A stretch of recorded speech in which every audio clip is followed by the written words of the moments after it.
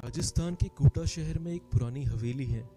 हवेली का नाम है ब्रिज भवन, जो अब एक होटल है। इस होटल में देश दुनिया से पर्यटक आते हैं, लेकिन इसके अंदर कदम रखते ही एक आहट सी होती है। वो आहट है यहाँ पर वास करने वाली आत्मा की। कहा जाता है कि ब्रिज भवन में एक अंग्रेज की आत्मा का आज भी वास है। वो अंग्रेज जिसे भवन के सेंट्रल हॉल में उसके 2 जुड़वा बेटों के साथ मार दिया गया था। तो आइए जानते हैं क्या है इस होटल की कहानी। यह भवन 180 साल पुराना है। इसे हेरिटेज इमारत के रूप में घोषित कर दिया गया। बात 1857 की है, जब देश भर में अंग्रेजों के खिलाफ जंग छिड़ी हुई थी। चंबल नदी के किनारे स्थित ब्रिज भवन का निर्माण ब्रिटिश रेसिडेंस के रूप में किया गया था। ब्रिटिश राज में हिंदू मुसलमानों के बीच अंग्रेजों ने झगड़ा करवाया था। मंदिरों के पास गौमांस फेंक देते और मस्जिदों के पास सुअर का मांस। इस वजह से दोनों धर्मों के बीच जंग छिड़ी थी। 1829 में सती प्रथा का प्रतिबंध लगा दिया गया।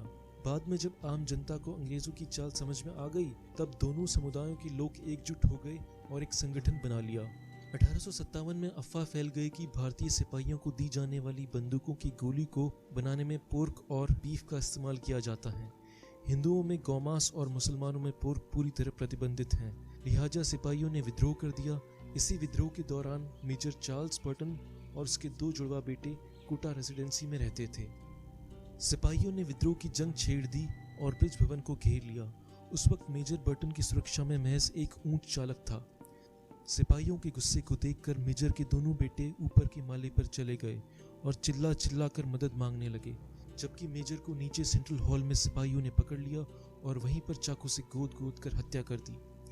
पिता की मौत को देख दोनों बेटे ऊपर की ओर भागे और अंत में जब उन्हें कुछ नहीं मिला तो छत से कूद गए।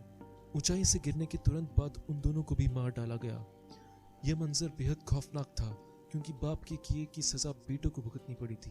अचानक हुई मौत के बाद बर्टन की आत्मा को शायद शांति नहीं मिली और लोग कहते हैं कि उसकी आत्मा आज भी इसी ब्रिज भवन में निवास करती है।